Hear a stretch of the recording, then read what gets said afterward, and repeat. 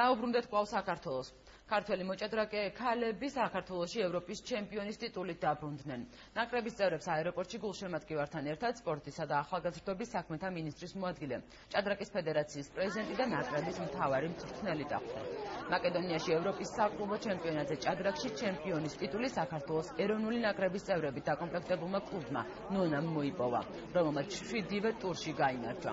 შეგახსენებთ, რომ გუნდმა ევროპის საკლუბო ჩემპიონატის გამარჯვებულების ტიტული ზედიზედ მეორედ მოიპოვა.